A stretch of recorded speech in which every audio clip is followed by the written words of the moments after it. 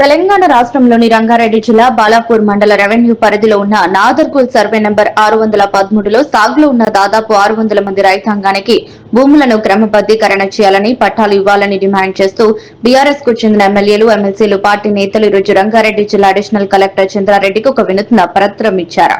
ఈ విషయంలో నిర్లక్ష్యం చేస్తే సహించే ప్రశ్న లేదని కూడా తీవ్రస్థాయిలో హెచ్చరించారు.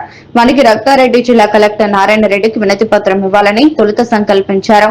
చివరి నిమిషంలో కలెక్టర్ లేకపోవడంతో అడిషనల్ కలెక్టర్ ను కలుసుకుని వినతి పత్రాన్ని అందజేశారు. రైతులు వెళ్లకుండా వాళ్ల భూముల్లోకి వెళ్లకుండా బౌన్సర్లు రౌడీలు దౌర్జన్యాలు చేస్తున్నారని వాటి వెంటనే అక్కడి నుంచి ఖాళీ చేయించి అరెస్ట్ చేయాలని కూడా ఎమ్మెల్యే సబితా ఇంద్రారెడ్డి, ఎమ్మెల్సీలు వాణిదేవి, డాక్టర్ శ్రవణ్ కుమార్, మాజీ ఎమ్మెల్యే పట్నం నరేందర్ రెడ్డి డిమాండ్ చేశారు.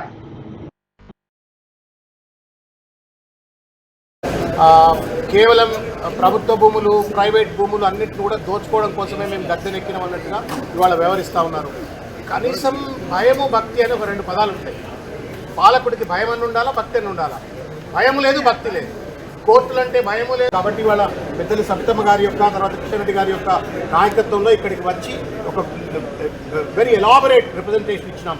ముందు మీరు 600 కుటుంబాలను కాపాడండి, వాళ్ళ లైవ్లీహుడ్స్ను కాపాడండి, వాళ్ళ పొజిషన్ వాళ్ళకి ఇవ్వండి అని చెప్తాం.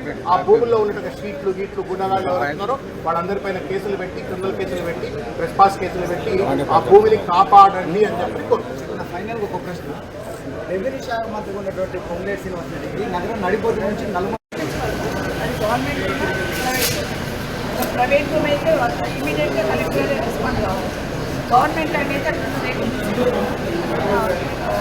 పెట్టిన వాళ్ళతో వెకెట్ చేయించాలి. అది ఆక్యుపై చేసిన వాళ్ళతో కోర్టు అయితే హైకోర్టు అనుకుంటారు.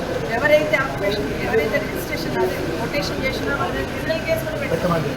చేయించుకున్న వాళ్ళని చేసిన వాళ్ళ వల్ల క్రిమినల్ కేసు పెట్టాలి. నేనేమంటే ఇమీడియట్గా గవర్నమెంట్ హ్యాండ్ ఓవర్ చేసుకోండి.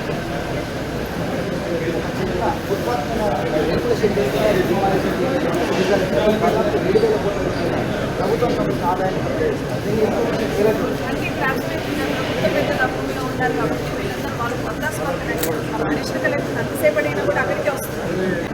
వాళ్ళకి ఎవరు హ్యాండ్ ఓవర్ ఉందా లేదు, మరి ఎట్టి పరిస్థితుల్లో ప్రభుత్వ భూమిని కాపాడుకోవడానికి కామ్గా ఉన్నారు. కాబట్టి వీళ్ళంతా కుమ్మక్కయ్యారు. ఇదంతా ఎవరు చేపట్టింది కాదు. పొంగులేటి శ్రీనివాసరెడ్డి నిన్న ప్రెస్ మీట్లో చూశాను. ప్రెస్ స్టేషన్లలో మనుషులు రావుతూ పేపర్లు చూపిస్తూ ఇష్టం వచ్చినట్టు మాట్లాడి అది ఎవరూ చేయలేదు, సమాచారాలే చేసేదంతా అని చెప్పి తెలియజేస్తారు. హైదరాబాద్ నగరంలో గజం అంటే విలువ దాదాపు ₹1,00,000